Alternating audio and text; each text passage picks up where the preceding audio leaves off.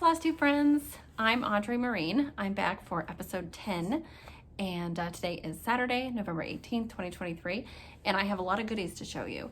And first things first, since you're like, what is that wonderful thing she's wearing? It's a scarf. It's a scarf. I need to work on my scarf game. But I gotta say, I was a little hesitant. Should I buy this? Should I not buy this? And I'll go into how I found out about it in a moment. But just seeing myself on the camera with this beautiful scarf, I'm so excited. I'm so glad I bought it. I love it. So I have been watching sort of having on in the background as I'm stitching, as I'm doing other things, which I'm sure you guys do as well, Flosstube episodes. And I've been watching my regular favorites, but then I decided, well, I'm, keep waiting for Nicola Parkman to put out a new episode, and she does them almost weekly. It's wonderful. But then I thought, well, she's put out so many. She's put out hundreds. And so why don't I go back and watch some of the old ones? Because there are a lot of charts that she's put out, and obviously, like, I know what's available, but if you go back, maybe there's something that she's showing that we can get excited about because it's still forthcoming, or she'll share other goodies. So in one of her episodes, and it was episode 305, so Nicola Parkman's episode 305, it was full of eye candy. That episode cost me some money. So I was like, should I not have watched it? But I'm very glad that I did. And I subsequently watched more. And I'm sort of going backwards in time, which is a little weird. I was telling Ryan about this. He's like, why are you going backwards? Like, it feels right. Might not seem right, but I like it. So I got to episode 305, and she was wearing this beautiful scarf. And she had it done in a really fun way, but you need a scarf ring for that, and I don't have it, but I saw how she did. I was like, oh, that's so pretty. Anyway, she was talking about where she got it, and I will put the link to the online store in the information box here, but it's University of Cambridge, the Fitzwilliam collection, and they have a lot of samplers in their holdings, as they say. And in the gift shop, online gift shop, they have some sampler related items. So I'm gonna jump around here a bit. I've got finishes and progress and stuff to show you, but since we're talking about this, I'll just show you a little bit of my haul. I'll show you what I got from that online store. So I found this scarf, and it wasn't absurdly expensive, and it's 100% silk, and I love the design, and I'm not gonna take it off because I got it on like perfectly the first time. I was like, okay, don't touch it.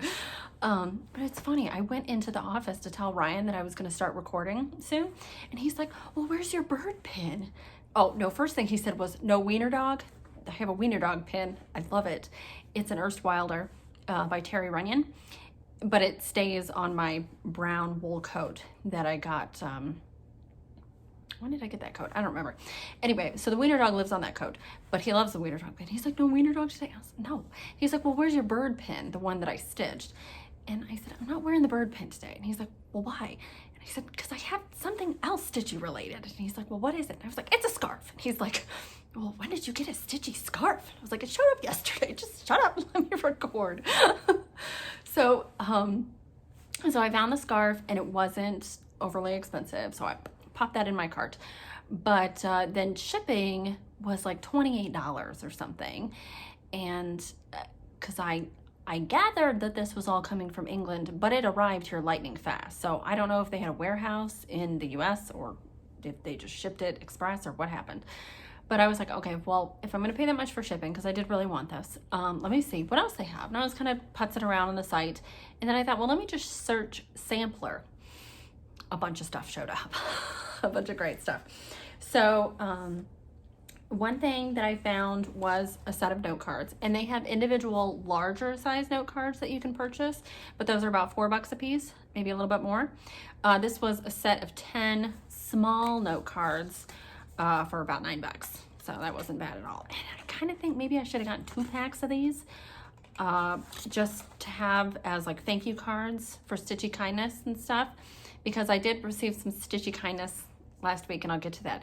And I bought, you know, I bought a special thank you card for that, but I thought, oh, should I have bought more of those or whatever? But these will work well, just to send to Stitchy friends, whether it's a thank you or a hey, or I miss you, or can't wait to see you, or whatever it may be. But there are 2 designs, or two each of 5 designs. And so this one, this sampler is also available on a tea towel, and I purchased that. Purchased the tea towel. Now I use my tea towels. I have a set of tea towels from Hands Across the Sea, and I use and abuse them. And then Laura gave me an Ann Thomas one as well, and that's hanging on the oven door handle right now, Laura, so thank you. But I got this tea towel, and I will say it's beautiful, great quality printing, and it feels just like the Hands Across the Sea tea towels. So I think maybe it's manufactured by the same people. I don't know. I'd have to ask Nicola.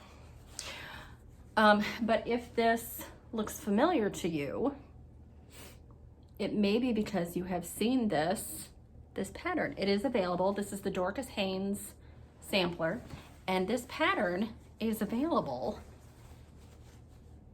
through the Scarlet Letter. Now, I did not know that, and it doesn't say that on the website. What's funny is that the University of Cambridge sells like these sampler items, and then it has like 3 hats charts available, but it doesn't have any from the Scarlet Letter, who was actually reproducing pieces from their collection. So I thought that was kind of funny. I only found out that the Dorcas sampler there was available from the Scarlet Letter because I was on 123 Stitch, and I was like, I need to do another Quaker, and I typed in Quaker, and a bunch of stuff came up, including the Dorcas Haynes sampler, and I was looking at that, and I didn't really get a Quaker feeling from it, but I thought, hey, that's on that tea towel. So I thought that was interesting. So I think I need to order that pattern. It's got a lot of specialty stitches in it, which can be kind of intimidating, but I would like to add more stitches to my skill set. The last thing that I got was this book. This is Sampled Lives, and it is a nice thick book.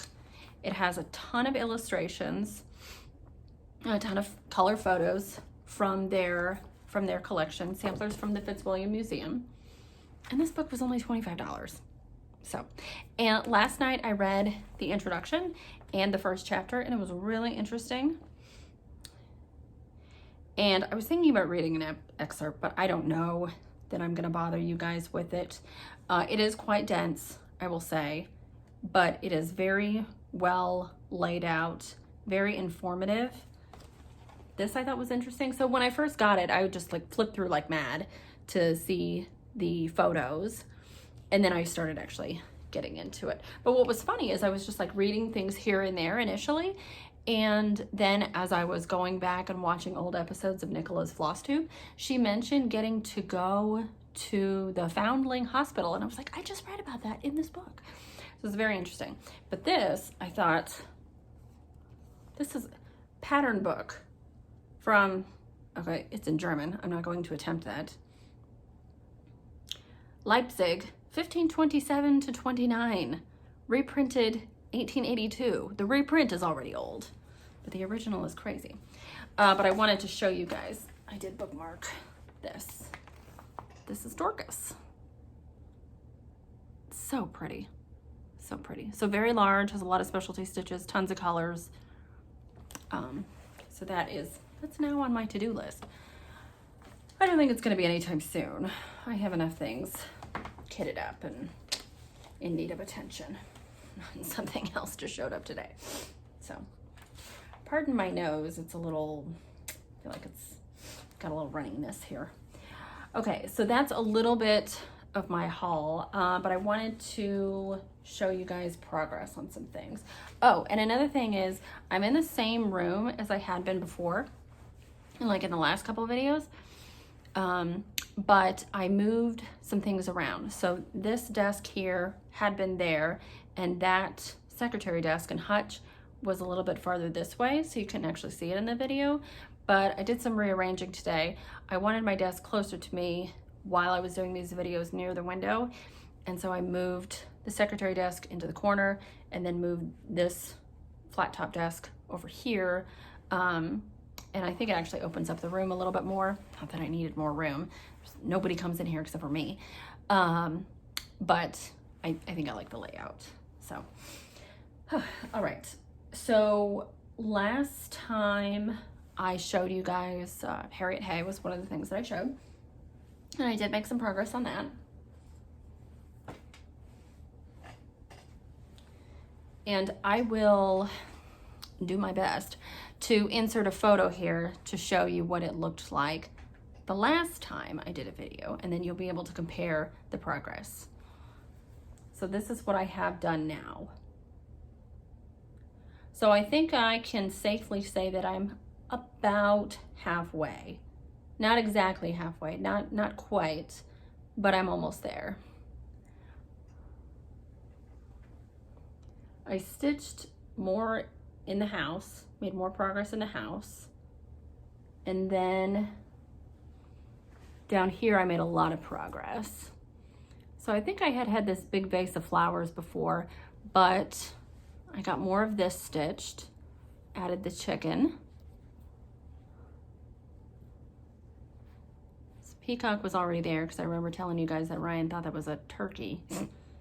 And then I got more of the border stitched, added that little vase and the crown down here.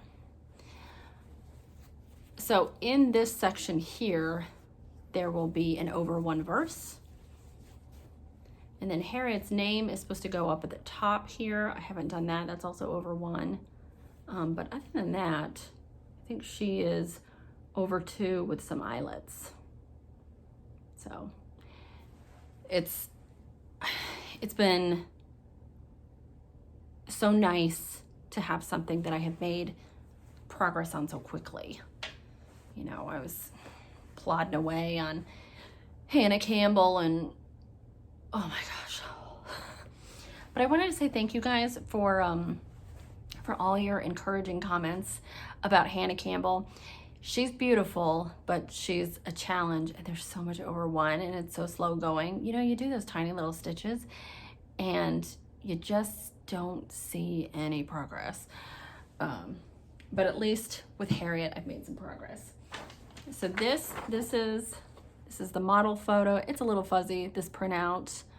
But if you go to Tabby Cat online and you go to the sampler section, then you'll be able to find great photos of this, close-up detail shots of the model.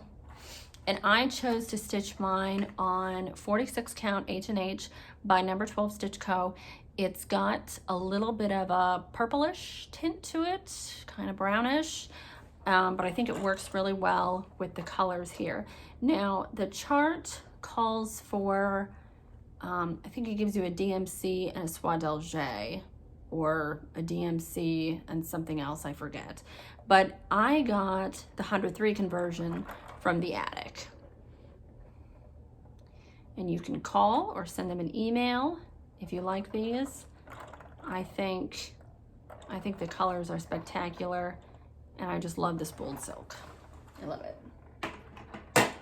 So I haven't worked on Harriet for probably 4, 5, 6 days maybe, but there was a time there that I was stitching on her every day and putting in a significant amount of time into her, and I like doing that. I know there are a lot of people who stitch, they'll be like, oh, I want to put at least 100 stitches into all my whips every week. Well, that's a noble goal, but what if you have a lot of whips? So you're making very, very slow progress. You're making progress on everything, but you're making very, very slow progress. I like to see progress made by leaps and bounds. That's just how I am, and that's part of the reason why I can only have a few whips at a time. Right now, I think I have 6, and that's a lot for me. That's like 3 or 4 more than I usually have at any given time. So I will dedicate several days in a row to one particular project, and that way, in just those few days, I can see, oh, I went from this to this, and then I can put it aside and kind of do the same thing to another project. So that's how That's how I like to operate. And that's how I've been able to make, you know, that big jump on Harriet Hay.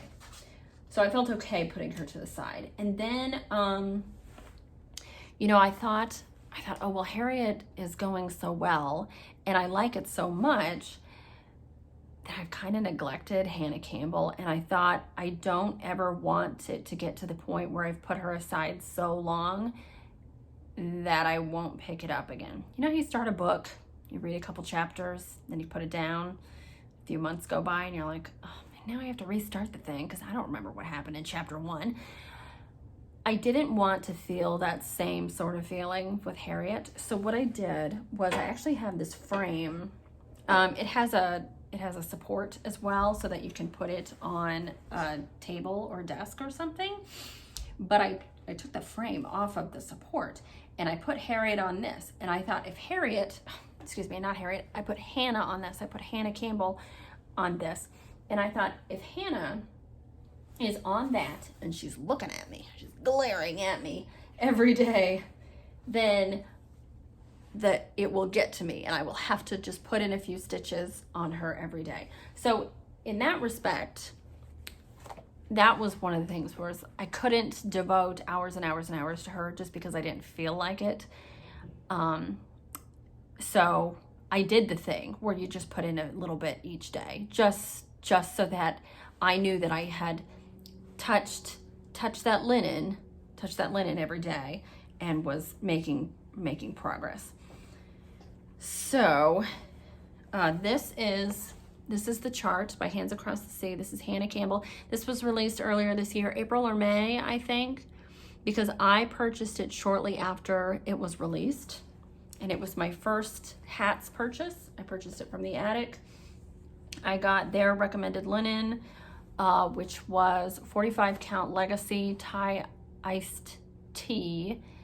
And I'm using the 103s. And when I last showed this to you guys 2 weeks ago, I did not have a lot of these letters done. I think I only had 4 or 5 done of these larger letters. Now I say larger letters, but all the stitches are actually over 1. I don't know if that's gonna focus for you. I gotta say, one of my pet peeves, I watch Flosstubes and people like hold things up to the camera and they're fuzzy and they're fuzzy and they're still fuzzy and then they put them away and it's like, I never saw it clearly. And I don't wanna be one of these people. But these letters here are over 1. These letters here are over 1. These numbers here are over 1. Over 1, over 1, over 1, over 1. Okay, so this guy, oh my God, I felt like I was working on him for ages. When I finally finished him, I went out of this room and went out of the stitchy room and I was like, Ryan, the bird is done. Oh God. It was just nice to see an end to that one particular bird. But there are so many more little animals that I have to do over 1. You see this little, there's like a little rabbit here, and this I think might be a dog or a cat. I don't know. There are a few more of those along these waves, and then there are going to be a bunch more down here. But you know what I thought of doing?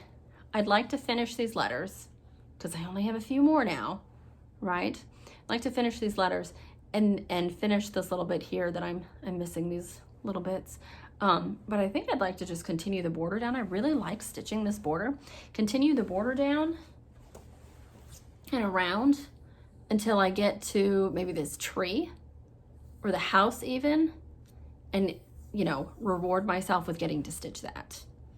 Although the house, I think, is stitched in rice stitches.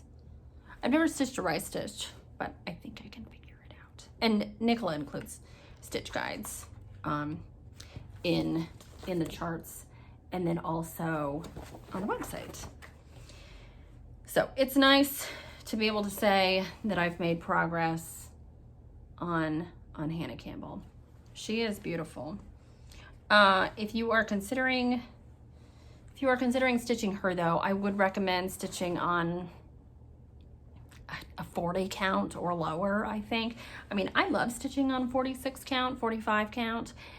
I love stitching on 56 count, but the legacy linen, and this seems like a silly thing to complain about, especially considering something else I'm going to talk about later in this video, but the fibers in this linen are thicker, and so overall the linen is fuller, I guess you would say.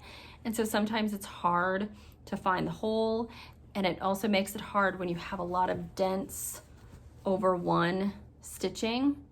I mean, you're like running out of room. You're like really shoving your needle in there, and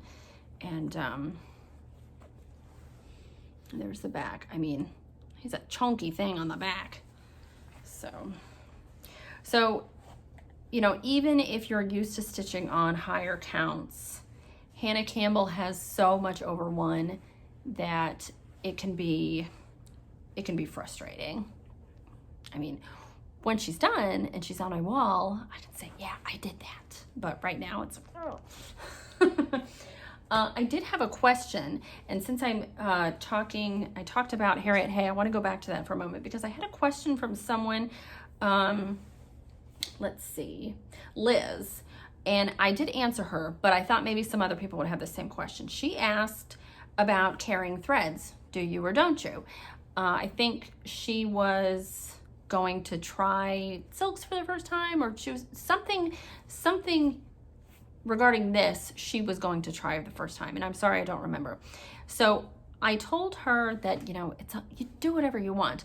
My thing is, when I see Nicola hold up an antique, a new acquisition, and she's excited about it, and she's like showing you all these details throughout and everything, you can clearly see that the young girl or woman who stitched that 200 years ago, she carried threads, because it's on a low thread count linen, or it's on Penelope canvas, and you can see through it. You can see that threads have been carried, and it's okay. It's okay. It has survived. Those stitches are still there for the most part, so it's okay. Carry all the threads you want. But what I told Liz was that, so I'll show you here. So I won't carry this red to this red, but I might take this green and kind of weave it through until I get to the next bit of that green, and weave it through and get to the next bit of green. And so I have a little bit of carrying. I try not to carry more than 2 or 3 stitches, and I try not to carry threads that I think are really going to be very visible from the front side. But as I say, you know, it doesn't really matter. You put the stitches in, the stitches look nice. It's up to you if you want to carry it. You know, Katie Strachan talks about how I know I've touched on this before. She talks about how she hates stitching alphabets and words because she begins each letter with a new, like she starts each letter anew, and she starts each one with a pin stitch. No, just carry the thread. But Katie's backs are the neatest I've ever seen. And actually, she showed on one of her more recent videos, I say more recent, it was within the last couple months, I think. She was working on AKGIT, that giant Veerlander sampler that a lot of people are working on now. And she showed her backs. And yeah, you can't see where she starts because she starts each thread with a pin stitch. It's beautiful. But then when she gets to the end, I felt good because she talks about how when she gets to the end of her thread, she'll like weave it through, you know, several different directions through stitches that she's already put down.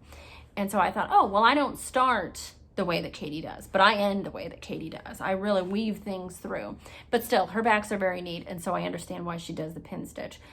My problem with the pin stitch is that I have done it, and I can see that it works, but in my bones, it makes me uncomfortable because I'm like, how does it stay? I know it stays. It stays. I've used it, I'd say, between all the projects I've done this year, I've probably used the pin stitch at least a dozen times. And all those threads that I've started with a pin stitch are still there. They're still in it, in whatever project I put them in. So it's one of those things, though. You just, how does it work? It's like magic. I know I've said that before, but I really think it is. Okay, so I'm going to show you a finish as well. We were talking about linen here, and I was talking about how thick and dense and sometimes hard to find holes on this legacy linen. That is.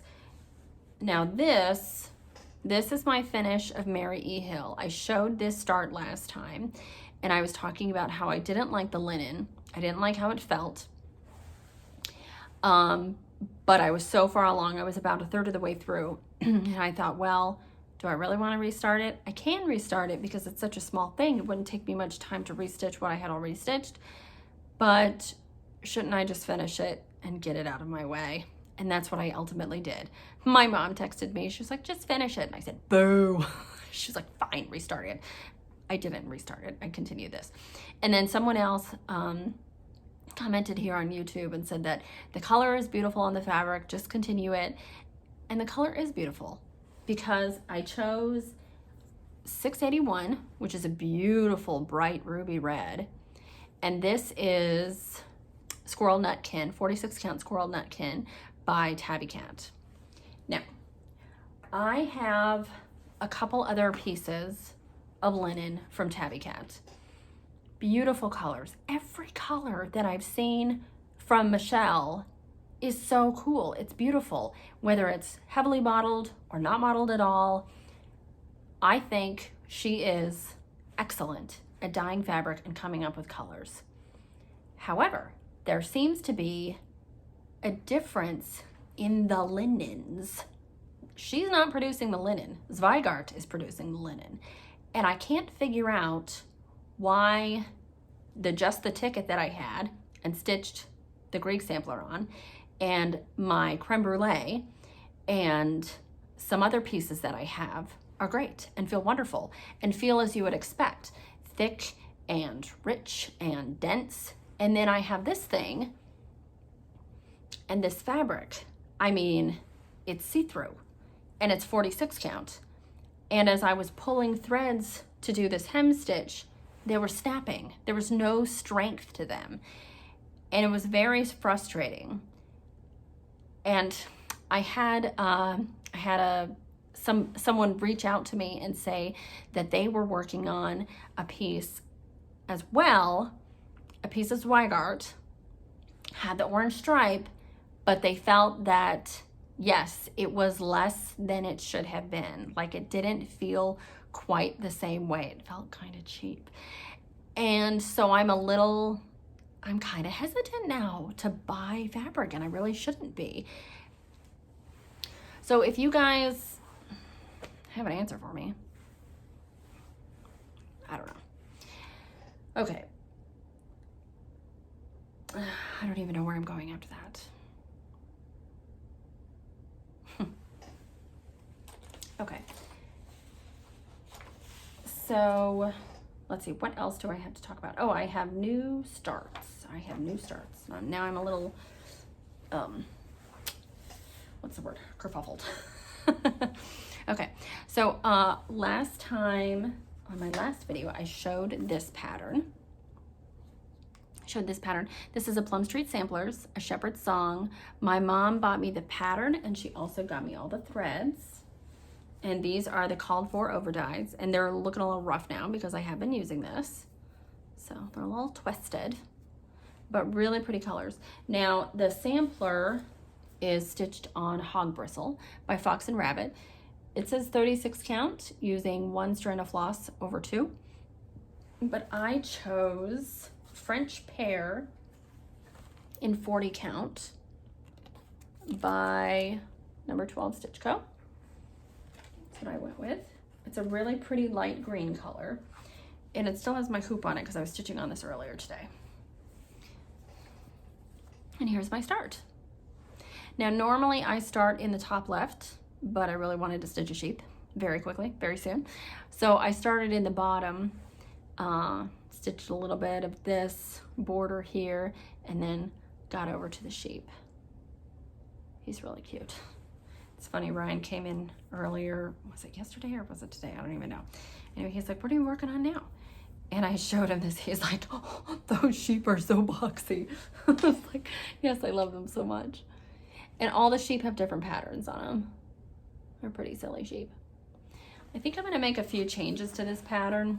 I think I'm gonna take this tall flower out here and just put it in another tree. And I may change the saying, I'm not quite sure. And I left this dog up here, but I don't really know why he's floating. So he might be moving toward the ground. We'll see. But here are the colors on the French pear. So I hope you guys can see that color and how it looks. Yeah. All right. Oh, and since I have this here, somebody from my last video had asked, you know, they said, oh, you showed 2 Roxy Floss Co. threads, but you didn't say the colors. So this is Dark Sage, and this is Cheeky. This is a really nice, like, Christmas red. And Laura got these for me when she went to Canada, when she went to Jacobpalooza, and she got these for me so I could use them to stitch a Santa. So if you like that color combination, you guys can check those out, Roxy Floss Co. It feels like a nice cotton fabric. It's all over dyed, and you can get them from Evertote. Okay. Oh, and then I had some lovely Stitchy kindness show up last week. So Barry from Stitch Folk, hi Barry. Barry from Stitch Folk, she said that she was watching one of my older videos, 6 or something, and I mentioned this pattern. This is the rose and the giant pear. I know a lot of people have stitched this. This came out a couple years ago, I think. And a lot of people have stitched this. People have been stitching it on all sorts of counts. But I said that I definitely wanted to stitch it on 56 count creme brulee, which is, the creme brulee is the called for fabric, tabby cat. And the creme brulee I have feels very nice. But Barry contacted me and said that someone, Jean, talked her into getting the Flosstube to stitch that on 56 count, and she's like, I'm not gonna do that. So she asked if I wanted them. Yes, I want them. So Barry sent me the Flosstube for the rose and the giant pear. And oh my gosh. And then in the package, she also included a little piece of creme brulee. And I was like, oh, that's a tiny little piece of fabric. But then I measured it and I was like, oh no, it's plenty big to stitch this piece on 56 count. And she also included some other goodies, and I about screamed my head off. Ryan was there when I opened the package. So I opened the package, I was like, oh my God. And Ryan was like, this is the Roger Penske of Project Bags woman. I was like, yes. So that's how he thinks of you, Barry. But I told him, I was like, thank you again for my birthday gift. He was like, yeah, it's the gift that keeps on giving, apparently. So as I say, Barry included the Flosstube and then a little scrap of, I say scrap, but it's big enough to stitch the piece, a piece of creme brulee that she had clearly started. I had to take those stitches out, and then I ironed it, and then I started my own. And this is what I have so far. Oh, and it's so tiny and it's so pretty. So I started with the border and kind of came in and did this little bud here, got to the bug and then the pear. And this is a duck. It's a duck. It's a duck. So I wanted to show you, I found this dime somewhere in here I was cleaning earlier today. This is a dime. That's how big that bug is. Look at that, it's so tiny. So this is 56 count. And that pear, it's beautiful. Lots of stitches, lots of color changes, things to follow, but it's really pretty. So I really like this. So thank you very much, Barry. I have been enjoying, I started stitching, I was like, oh, this is nice. Yeah. But what else was I gonna say about that? Oh, that's what I was gonna say. So I had been watching old episodes of Nicola Parkman's Flosstube, right? And then on, oh, see, I didn't put it in my notes, but I think it's in episode 307. She shows this old, you know, antique sampler that she got. It's got like a dog on the bottom and a big dog on the bottom, and I don't remember what else was in it. But this bug, same bug, was on it twice. was like, but like this, oriented upward, and like sort of one on either side near the top. So I thought that was interesting. And I wouldn't have thought anything of that bug, except I had just stitched the darn thing. So it's funny. You know, we don't know who stitched this. Nicola said that she couldn't find, you know, couldn't figure out who originally stitched this one. But that bug, it appears in other things. All right. Okay, the rose and the giant pear. I showed you my new starts. Oh, I just made a note here of, you know, I'm finishing all these things this year, and I haven't actually added my name to anything, but I was thinking about it, thinking about how I want to add my name or my symbol to things, because one of the model stitchers who works for Hands Across the Sea, she puts 2 little bees on things that she stitches. Nicola says it's her initials, so I imagine her initials are B. I'm not so lucky. So I was trying to think, do I want to add my actual initials? Do I want to come up with a symbol or something? I don't know. I'll keep you guys posted. But I know, you know, you look at Jo Florence and she always puts a little tiny JF on everything, and it's cute, but she just does it in back stitch, and I think I'd like to do something in cross stitch, maybe over one. And so I've got a couple ideas kicking around in my head, but I haven't settled on anything. But before I send, you know, the slew of things that I finished to the framers next year, I'm gonna figure out what I want to do, because I think it would be nice to have like the same little symbol on everything, inconspicuously tucked away in a corner or something. Okay, so see, I made all these notes and I had everything organized very nicely, but I feel like I've gone off track here. Let's see.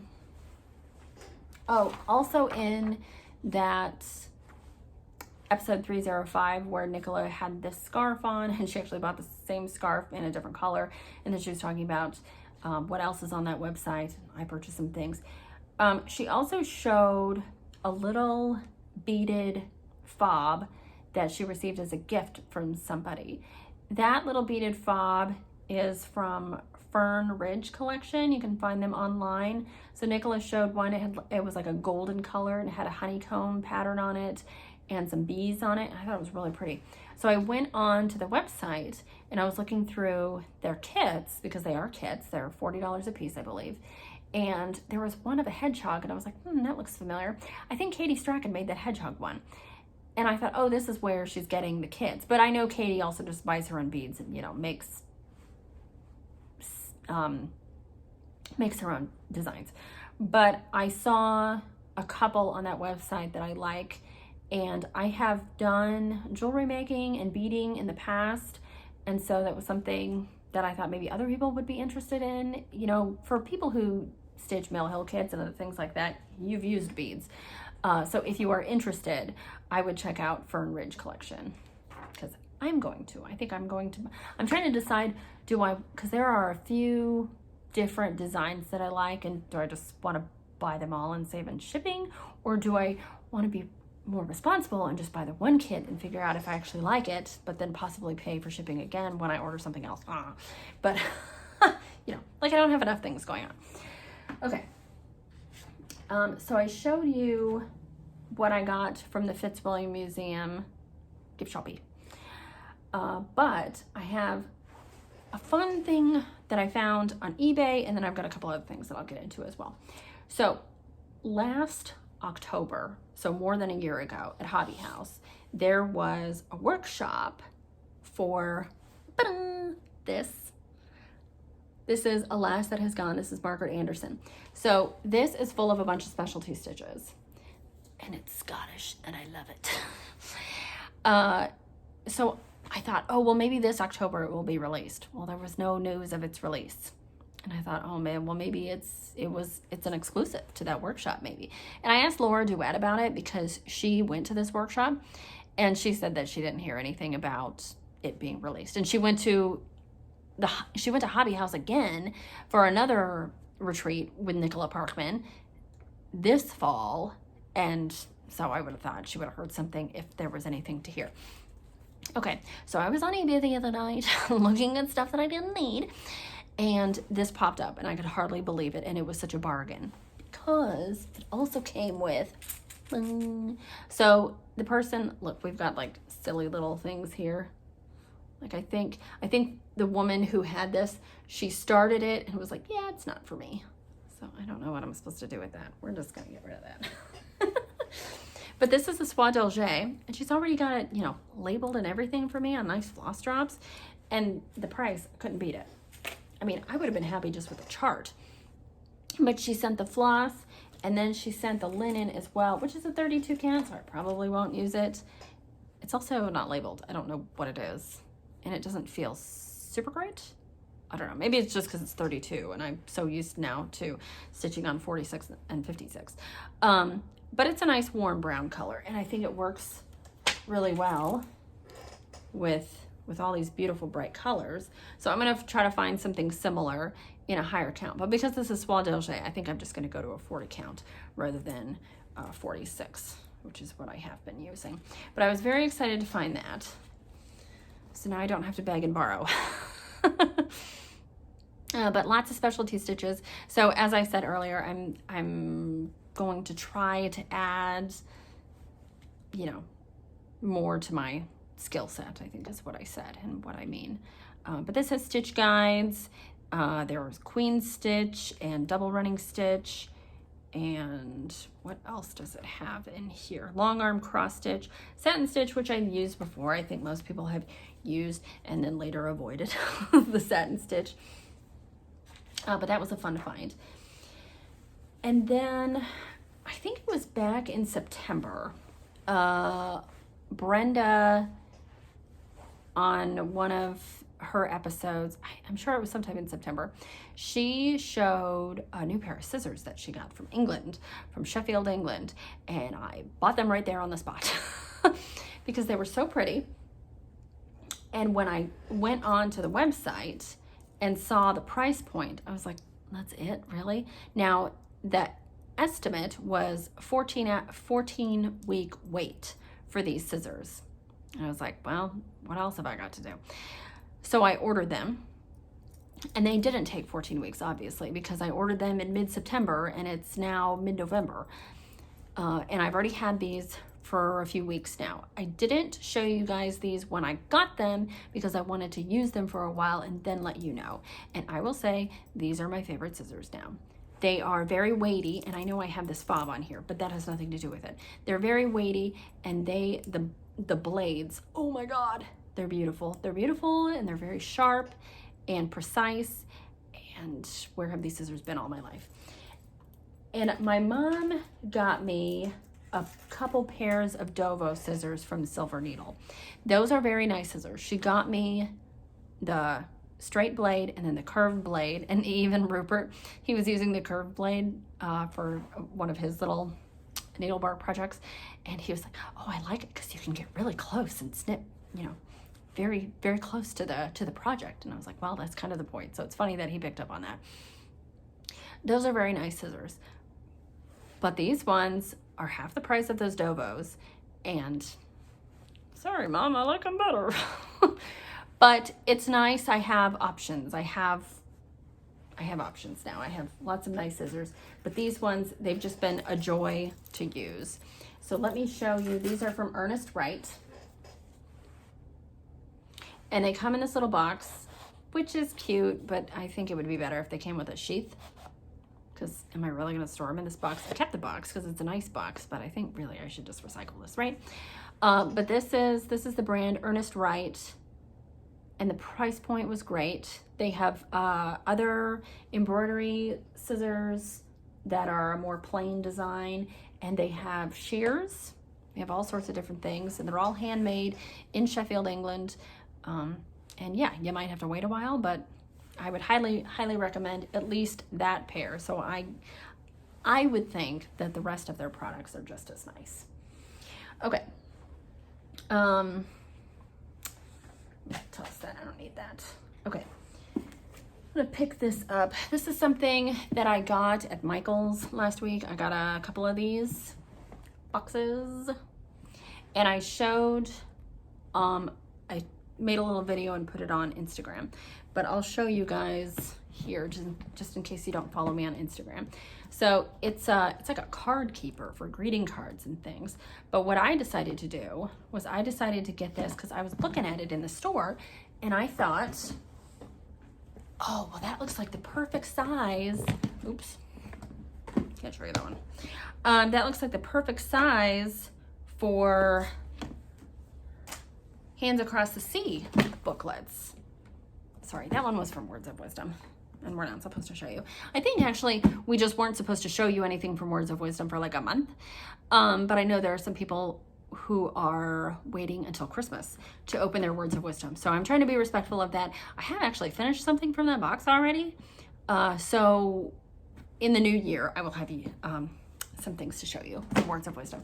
But anyway, I just wanted to say, let me pull something out here that I can show you. Okay, so for example, yeah, Florence Mary Dickinson.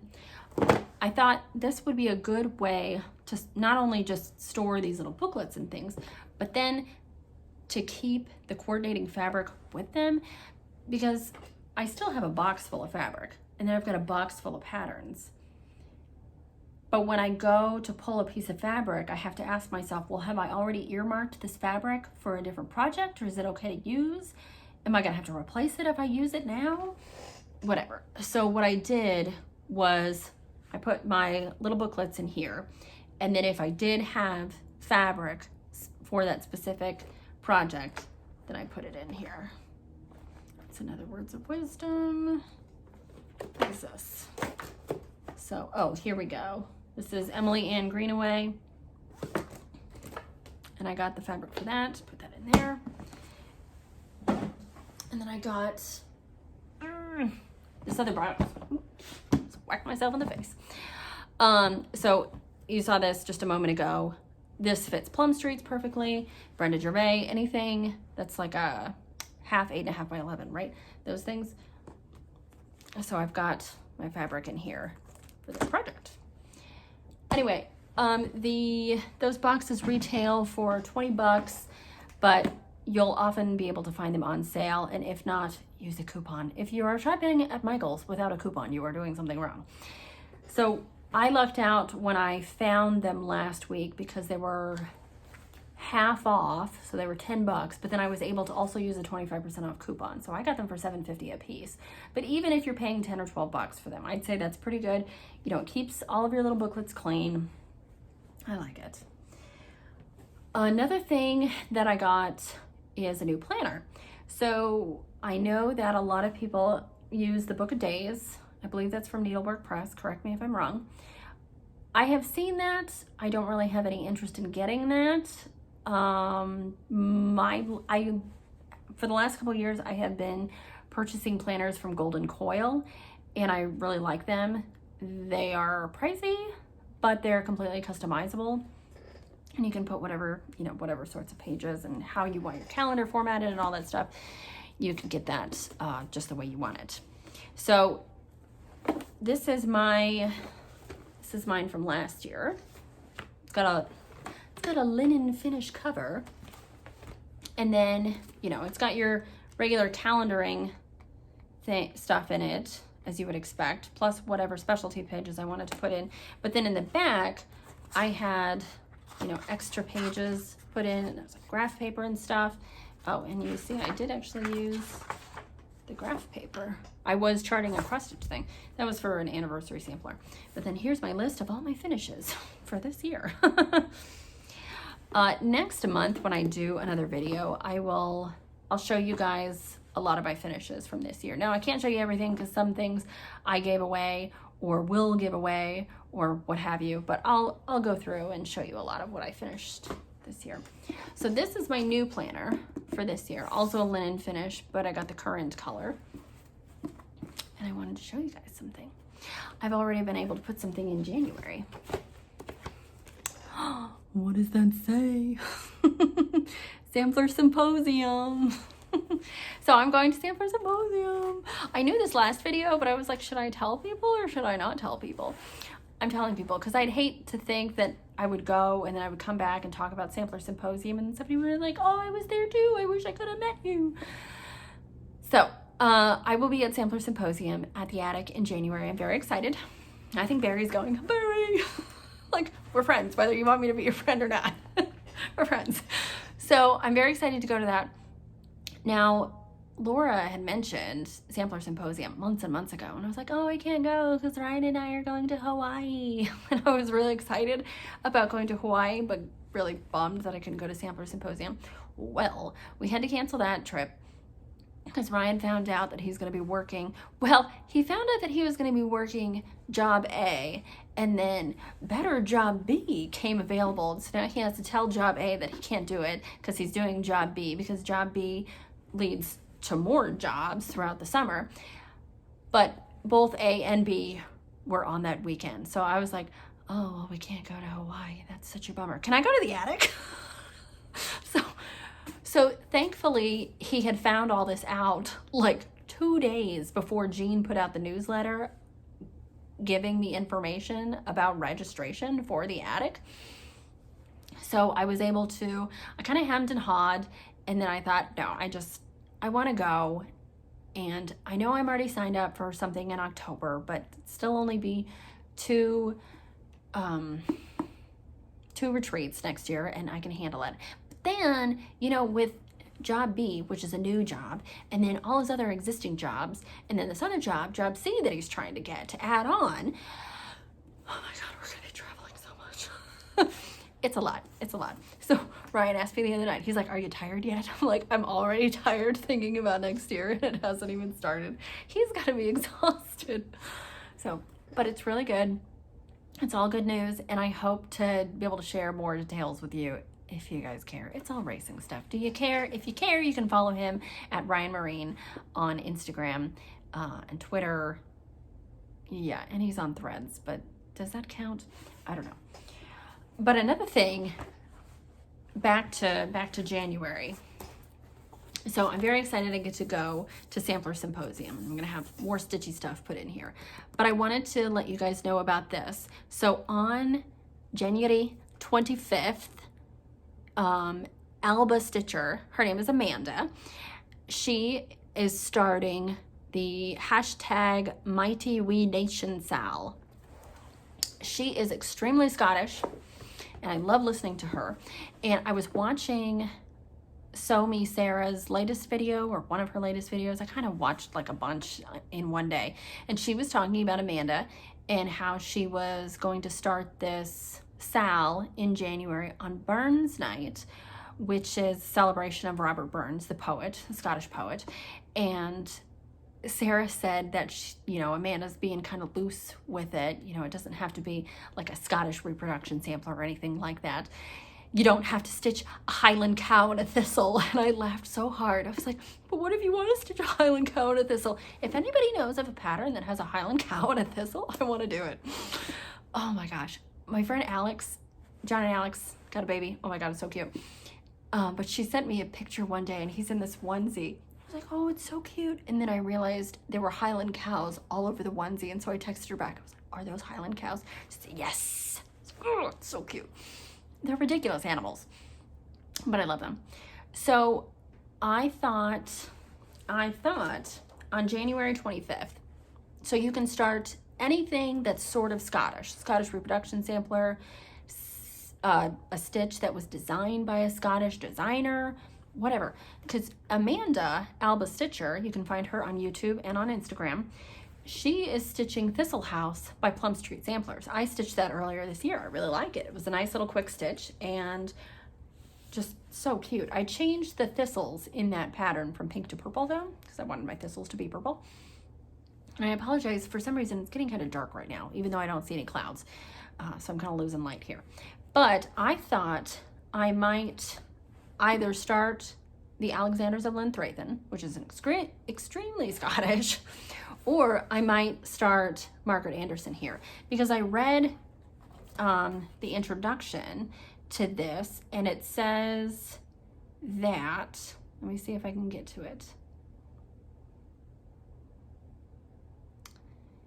Oh, something about Oh, so Margaret completed her sampler in the village of Closeburn. The Brown Hill Inn in Closeburn was a favorite haunt of the poet Robert Burns whilst he was working in the area, and was the site of inspirational events that led to the bard writing several poems. So I thought, how perfect would it be to start this on Burns Night? So if you guys have this, stitch it, because I know that people went to that workshop and have that pattern, but I have not been able to find starts, progress, finishes, anything, any photos of it online, except by Cycle Stitcher or Cycler Stitcher. It's TJ. He has wonderful taste, TJ. Thank you. I don't even know how I found him on Instagram, but if you like hats, follow TJ. It's either Cycle Stitcher or Cycler Stitcher. He likes to bike and he likes to stitch. But he went to this same workshop last year, and I saw him post something recently about 2024 going to be the year for Scottish stitching, and he showed a bunch of things that he was going to be working on, and one was Margaret Anderson, and he showed that he actually had a start of that. But apart from TJ's start, I cannot find any other starts of that piece, and I think it's beautiful, and I would love to see some photos of it. I'd love to see a finish of it, so I guess I have to finish it. So, not that you need to do what I tell you, just stitch whatever the hell you want. Okay, I think that might be all I have for haul and progress, things as far as that goes. But I wanted to make sure that I said thank yous to certain people. So to Liz, who asked about carrying threads, thank you so much for asking that question. Ask any question you like. I am not an expert. I only just started stitching on linen about a year ago, not even a year ago. And so I am learning. We're all learning. I think people who have been stitching for ages are still learning something, right? So please continue to ask questions, reach out. I try to be very approachable. I don't know if I am. Probably not in real life, but at least here on the internet. So thank you. And thank you to Cindy for reaching out. We communicated, we did a little back and forth probably a week or two ago, and she was actually talking about her husband being depressed because it's, you know, the off season for motorsports, and so she totally understands. But Cindy, I hope you get 500 tickets, and maybe I'll see you there. There are 350,000 people going to the 500, so it's not like we'll accidentally run into each other. But if you go, let me know. And then Cindy, I also really appreciate your offer, and I'm still considering it. I'm mulling it around, trying to make a decision here. And then I wanted to say another thank you to Brendan and Karen Kirk of Fox and Rabbit. Again, I and Morris really appreciate the care package that you sent. He's over the moon about it. And he wrote a little thank you card, and we have since put that in the mail. So I don't know when you're going to get it, but I hope it does arrive safely. And thank you to Samantha, who sent me a message on Instagram and said that I am on her must-watch list. And I'm like, really? But thank you very much, Samantha. It was very nice to hear from you, and that made me feel very nice. So I think that's it. I think that's everything for this week. So I'm going to go ahead and end it here. My camera is doing something weird with lighting. I'm not sure if you guys can even see me at this point anymore. And I'm almost at the 1 hour mark. So I think I'm going to say goodbye until next time. It may be 2 or 3 weeks. I haven't quite figured out when I'll be back with you guys. But thank you so much for watching. Please leave comments. Find me on Instagram at StitchStitchBead. And happy stitching!